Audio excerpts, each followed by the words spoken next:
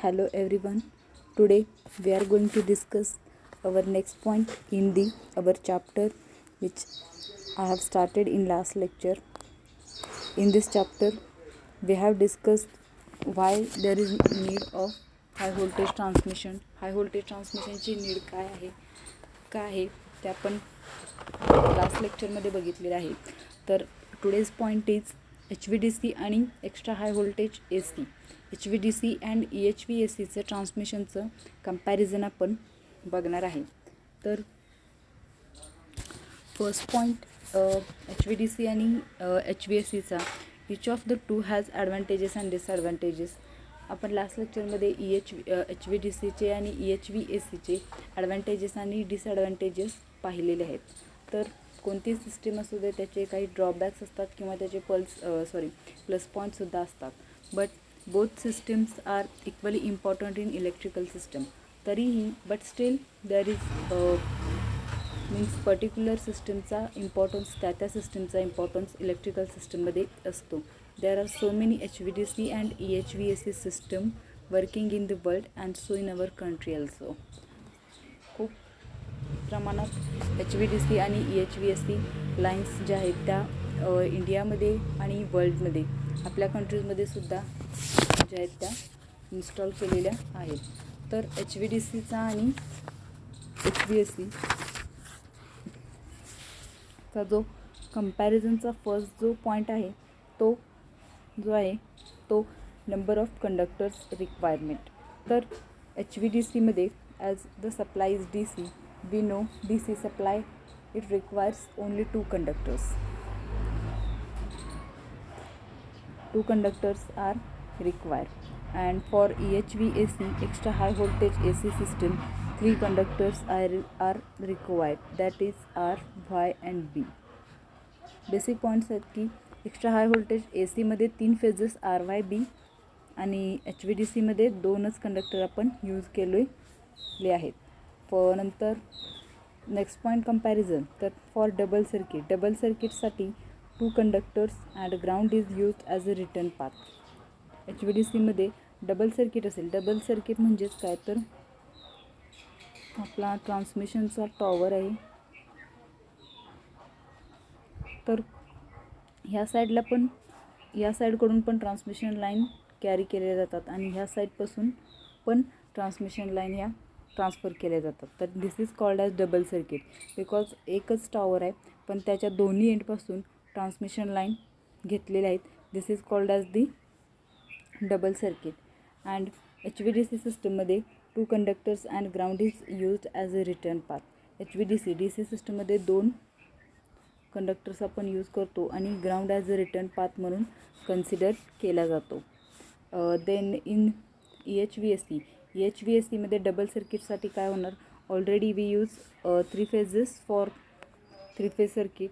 Then for double circuit आपण 6 phases means 6 conductors जे आहेत ते डबल सर्किटसाठी EHVACमध्ये यूज केले जातात. देन डिझाईन ऑफ टावरची जी काही डिझाईन आहे ती HVDC सिस्टीममध्ये लाईट वेट चे टॉवर आपण कन्सिडर करू शकतो. का, तर रिझन आहे की 2 कंडक्टर्स किंवा मिनिमम कंडक्टर्स आपण यूज करतो. For that purpose the strength of that tower must be it can be low. But in case of HVAC system we use 3 phase conductors. That's why the weight of the conductor is more as compared to HVDC system.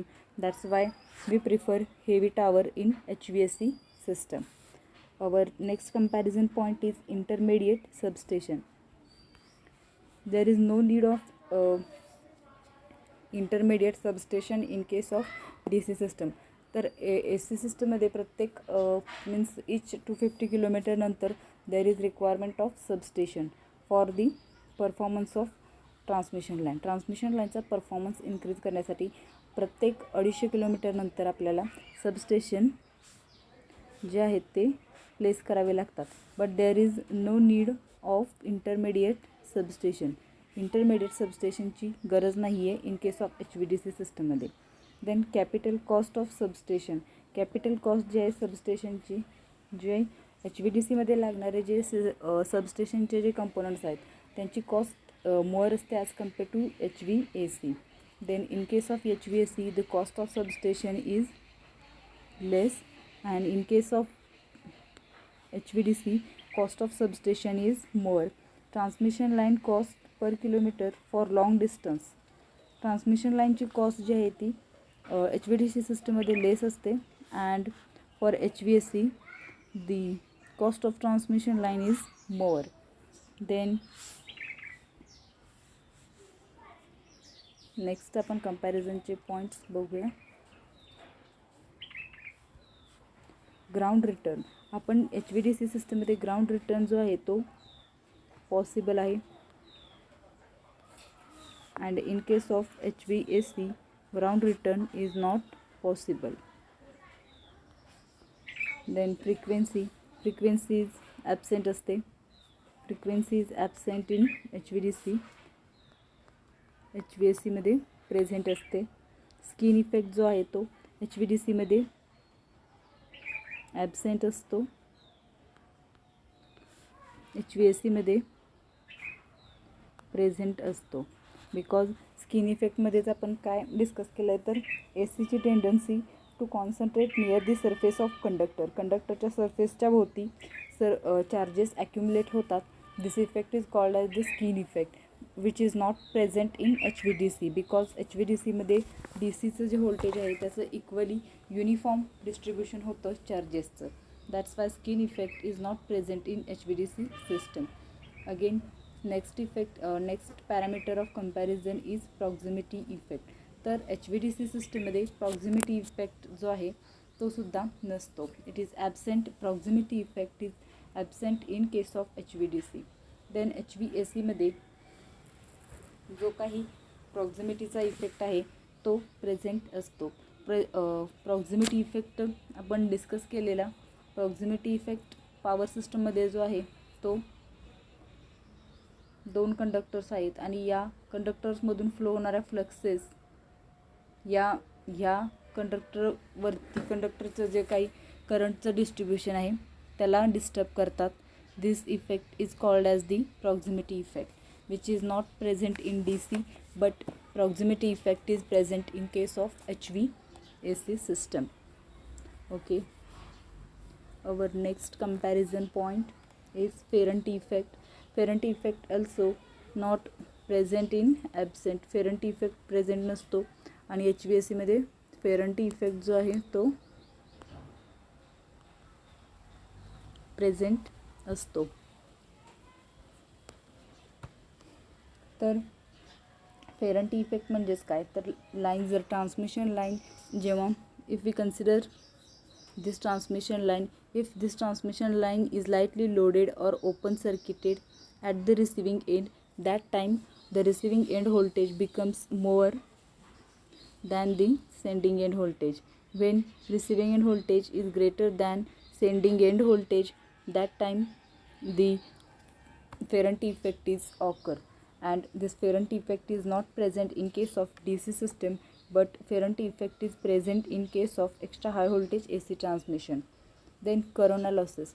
Corona loss is less, means corona loss is present in DC system, but the magnitude of loss is less in case of HVDC system. HVDC system मधला corona loss आहे तो HVACच्या divided by 2 जो काही HVACचा जो काही corona loss आहे त्याला divided by 2 केलं तर आपल्याला HVDC मधला करोना लॉस भेटतो. Then radio interference. DCच्या लाईन्स जे आहेत ते 2 असतात आणि HVACच्या 3. तर जे काही रेडिओ इंटरफरन्स जो आहे तो मिनिमम असतो in case of DC and maximum in case of HVAC system. Then effect of L and C. Next parameter of comparison is effect of L and C. तर HVDC मध्ये L and C parameters जे असतात ते present नसतात. That's why effect of L and C inductor and capacitor of transmission line is absent in case of HVDC, but inductor and capacitor is present in AC system.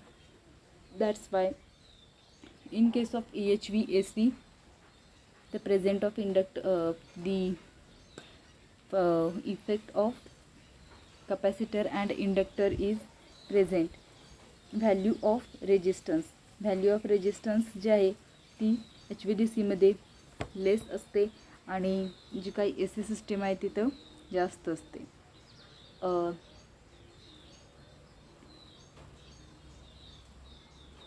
Next point जो आहे कंपॅरिझनचा, transmission efficiency जी आहे ती HVDCची more असते as compare to HVAC system. Why? Because the losses as the conductor requirement is 2. That's why overall losses of transmission line is also reduced and the transmission efficiency gets improved with the DC system. And DC system मध्ये L and C parameter मधून जे होणारे losses आहेत HVDC मध्ये L and C absent असतात. Okay, due to this there is no more losses as compared with HVAC because AC system मध्ये L and C जे आहेत ते present असतात. That's why there is a more power loss in transmission line as compared to HVDC system. That's why the efficiency of HVDC system is more as compared to EHVAC system. Okay.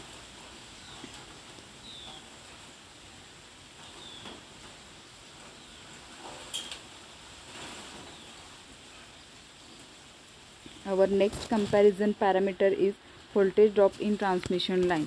तर HVDCच्या ज्या transmission line आहेत त्यामध्ये होणारा जो व्होल्टेजचा drop आहे तो less असतो as compare to EHVAC. The voltage drop between the HVDC transmission line is less as compared to the EHVAC system because L and C parameters are not present in HVDC and overall loss is totally depends or totally due to the resistance of transmission line. Transmission लाईनच्या रेजिस्टन्समुळेच HVDC सिस्टममध्ये loss present असतो. Next comparison parameter is percentage regulation of HVDC system is better as compared to EHVAC. Regulation of HVDC system is better than the EHVAC system. Then next point is limitation on length of cable. केबलची length आणि resistance जो आहे तो inversely proportional आहे. जेवढी length increase होईल तेवढा केबलचा रेजिस्टन्स जो आहे तो डिक्रीज होतो. देन HVDC मध्ये charging current is present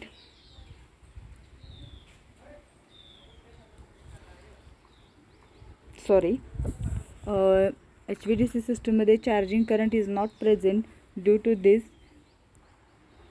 there is no limitation on the length of the cable. Means इथं चार्जिंग करंट प्रेझेंटच नसतो आहे HVDC सिस्टममध्ये because L and C parameter जे आहेत ते capacitor means block DC supply blocks the means capacitor is blocked to the DC supply. Means इथं जो चार्जिंग करंट प्रेझेंट नसतो that's why there is the limitation on the length of cable. No limitation on the length of cable.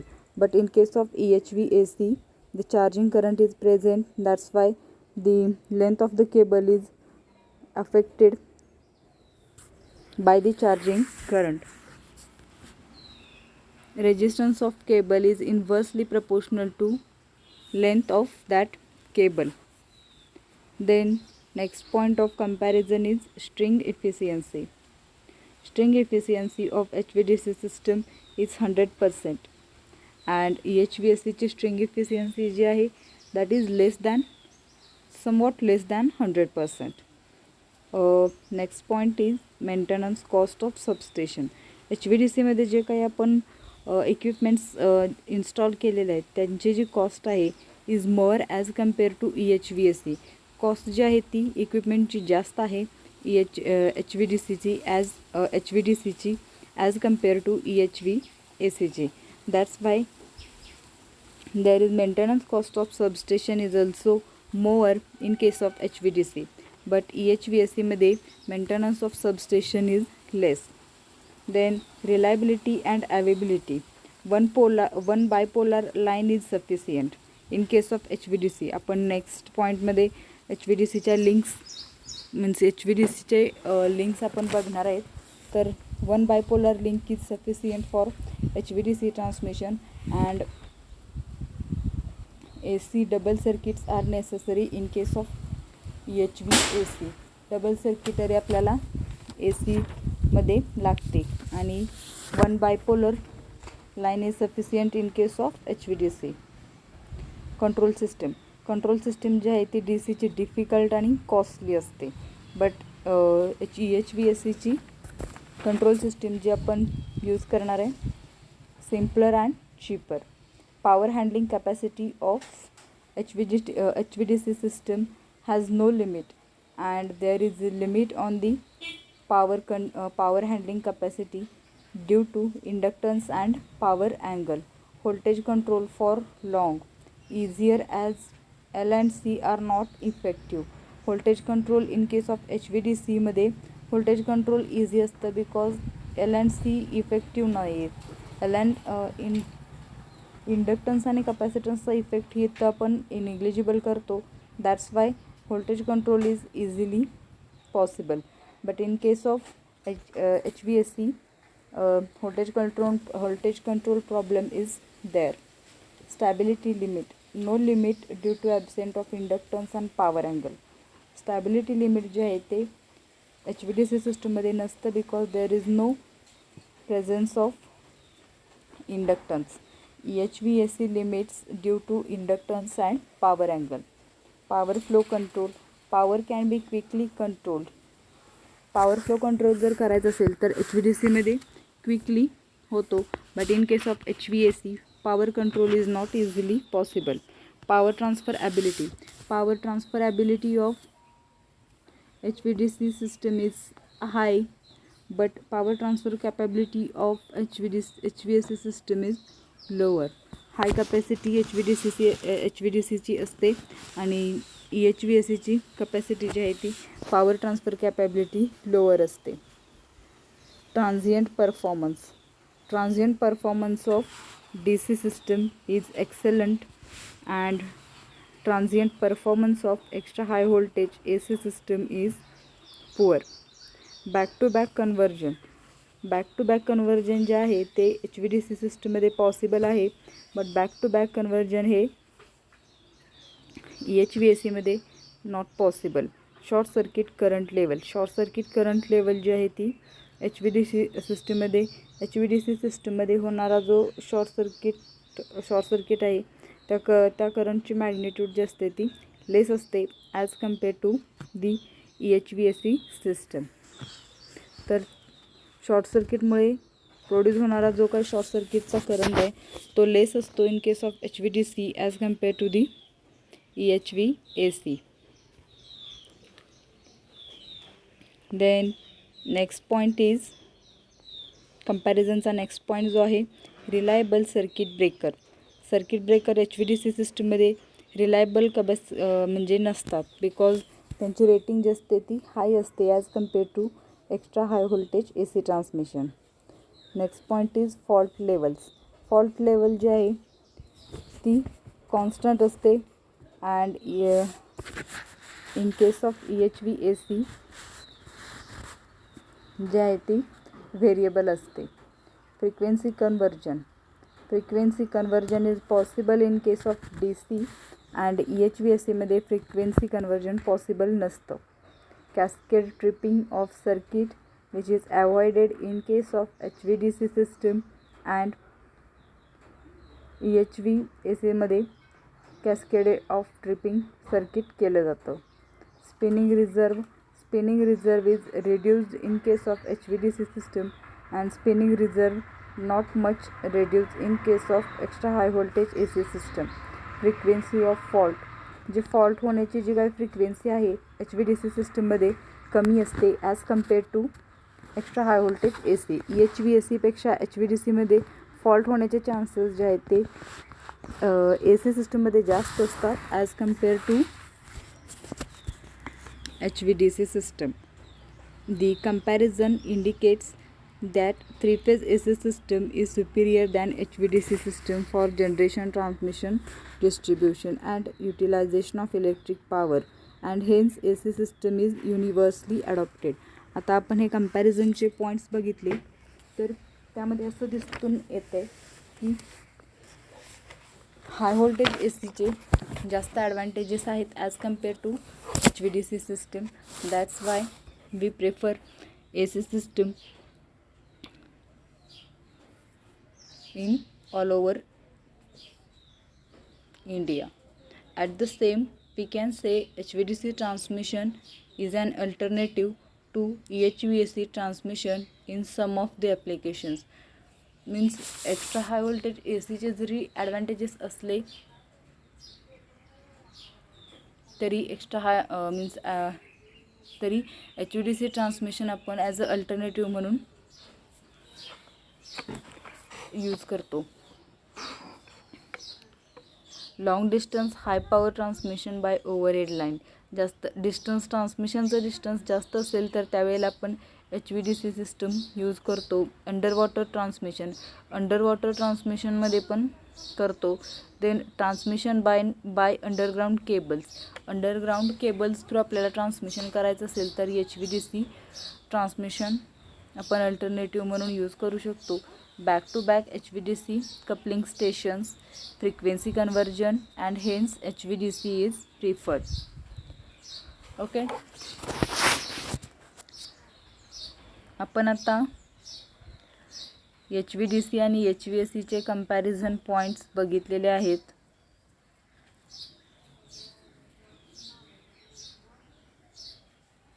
Next जे आहे तर HVDCचे applications.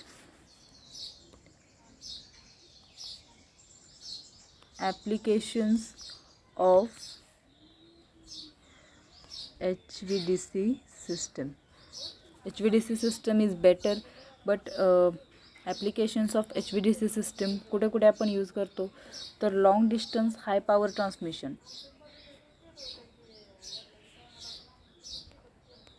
Long distance असेल आणि transmission high असेल that time we use HVDC system.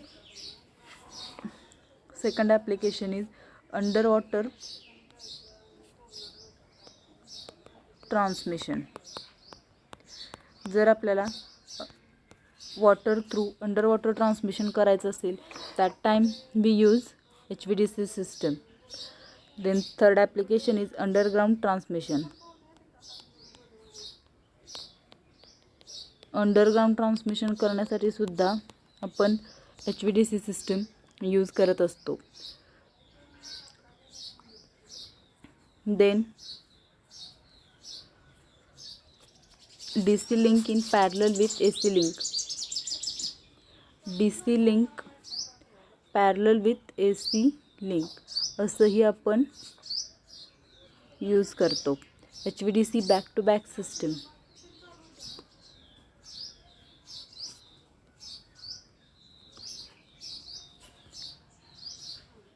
HVDC back to back system जी आहे ती पण आपण यूज करू शकतो. मल्टी टर्मिनल HVDC इंटरकनेक्शन और लिंक. हे जे आहेत ते HVDC सिस्टमचे ॲप्लिकेशन्स आहेत. तर HVDC सिस्टम जर आपल्याला अंडरग्राउंड थ्रू आपल्याला ट्रान्समिशन करायचं असेल तर HVDC सिस्टम यूज करणार आहे. लॉंग डिस्टन्स असेल किंवा लॉंग ट्रान्समिशन करायचं असेल, लॉंग लेंथचं ट्रान्समिशन जर ची रिक्वायरमेंट असेल that time we use HVDC system. Underground transmission, under water transmission and long distance transmission. These are the applications of DC system. High voltage DC सिस्टमचे हे applications आहेत. Next पॉईंटमध्ये आपण HVDCच्या लिंक्स स्टडी करणार आहोत. तर बेसिकली HVDCच्या लिंक्स ज्या आहेत मोनोपोलार,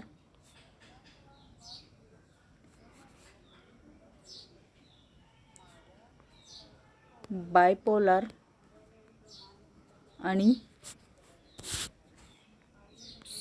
होमोपोलार. These are the three links of HVDC system. Layout of HVDC links. ह्या 3 HVDCच्या लिंक्स आहेत. पहिली monopolar, bipolar and homopolar. These are the links of HVDC transmission system. तर फर्स्टला आपण मोनोपोलार लिंक स्टडी करणार आहोत. तर this is transmission line, this is transformer,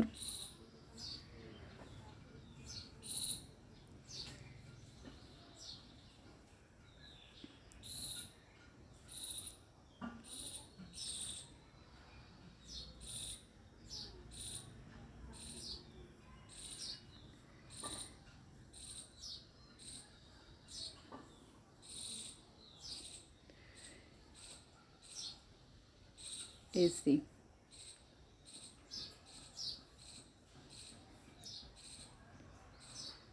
DC line.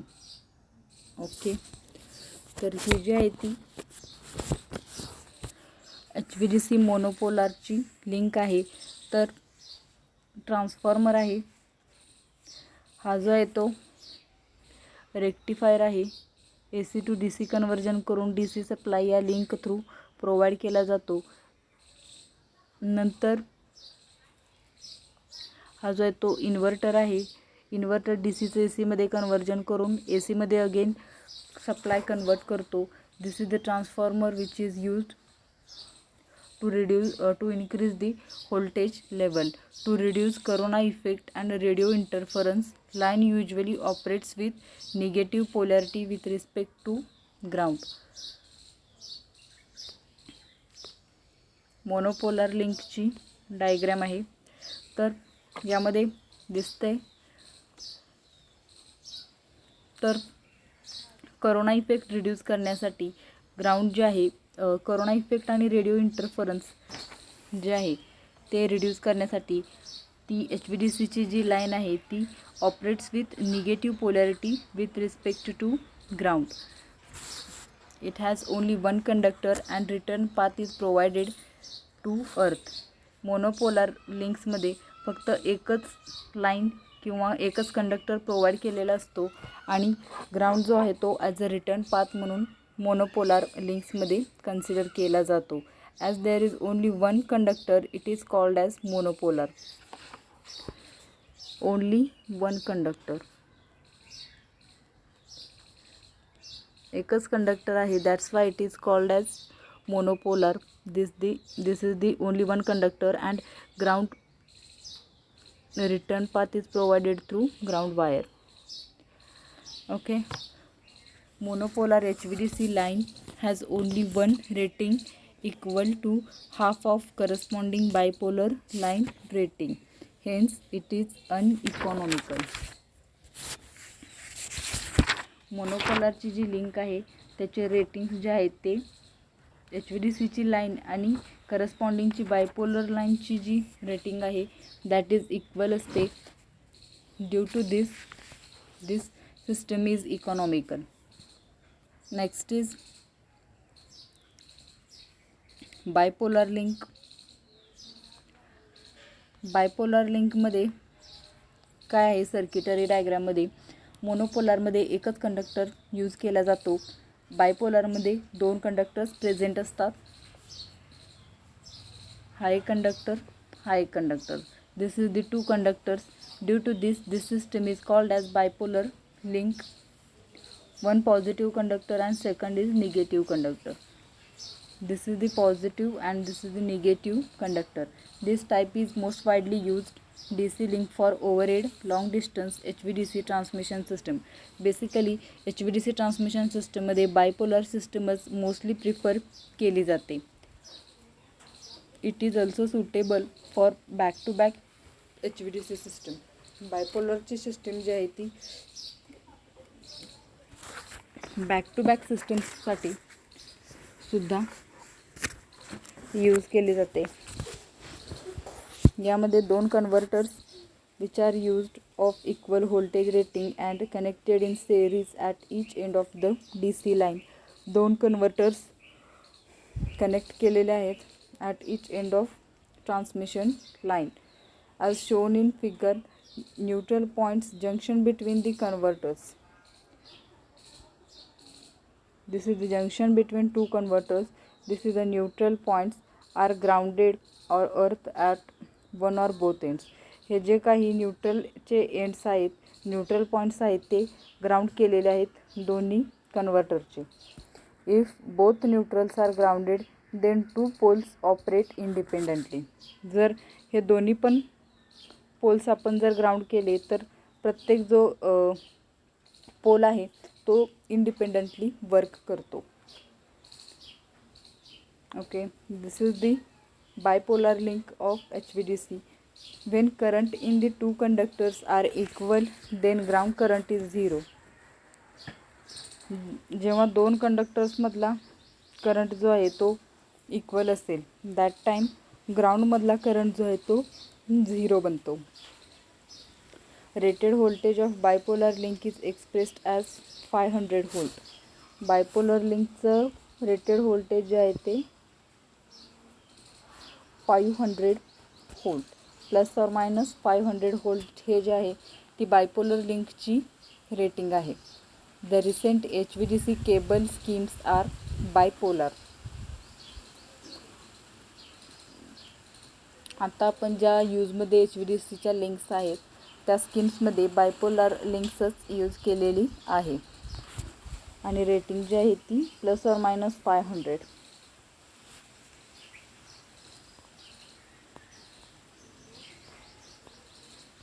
Then next is homopolar link. homopolar link जी आहे HVDCची त्याची figure आहे. In this system there are two or more conductors with negative polarities. यामध्ये आपण दोन किंवा दोनपेक्षा जास्त कंडक्टर्स यूज करतो with negative polarities. Due to negative polarity, corona loss is reduced, so also communication interference is reduced. Due to negative polarity negative ठेवल्यामुळे corona loss reduce होतो आणि कम्युनिकेशन इंटरफरन्ससुद्धा रिड्यूस होतो. Homopolar links operate with ground as a return conductor.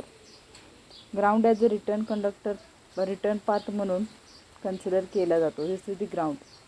There are some disadvantage of flowing of return current through earth which causes corrosion and electrolysis effect on underground piping system and cabling. Okay, these are the three links of HVDC system which are employed when there is the requirement of HVDC system. HVDC system मध्ये mostly prefer केली जाणारी जी HVDC line आहे ती म्हणजे bipolar link, ज्यामध्ये आपण दोन conductors use करून एक कंडक्टर, एक पॉझिटिव्ह कंडक्टर आणि एक निगेटिव्ह कंडक्टर असं त्यांची सिस्टम असते. ओके,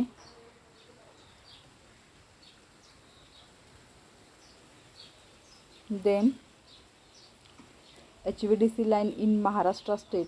महाराष्ट्र स्टेटमध्ये HVDCची जी लाईन आहे ईस्ट आणि western Maharashtra connects are HVDC line.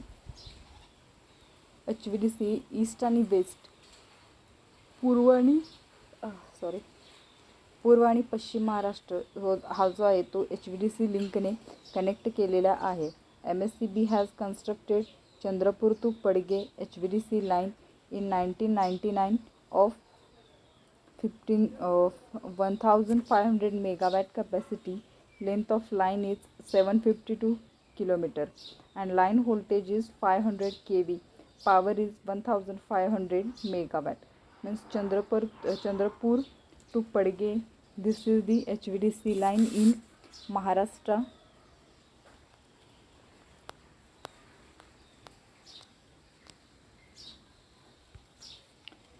HVDC line जी आहे महाराष्ट्रामधली चंद्रपूर ते पडगे ह्या याची जी लेंथ आहे ती 750 किलोमीटरपर्यंत आहे आणि कॅपॅसिटी जी आहे 1500 मेगावॅट. व्होल्टेजची रेंज 500 kV आणि पॉवर जी आहे ती 1500 मेगावॅट. ही HVDCची लिंक आहे which is present in Maharashtra state. Okay, तर नेक्स्ट लेक्चरमध्ये आपण layout of typical HVDC converter, layout converter HVDCचे जे कन्व्हर्टर्स आहेत त्यांच्या लेआउट्स आपण बघूया. आत्तापर्यंत आपण काय बघितलं की HVDCची पूर्ण HVDC सिस्टम काय असते आणि त्यातले कॉम्पोनंट्स बघितले. पण आता पर्टिक्युलर HVDC सिस्टममधले जे काही कन्व्हर्टर्स आहेत म्हणजेच रेक्टिफायर आणि इन्व्हर्टर आहेत तर त्यांचा स्टडी आपल्याला नेक्स्ट लेक्चरमध्ये करायचा आहे. तर हे कन्व्हर्टर युनिट्स, फिल्टर्स आणि बाकीचे जे अदर पॅरामीटर्स आहेत ते कन्सिडर करणार आहे. Okay, we will cover next part in next lecture.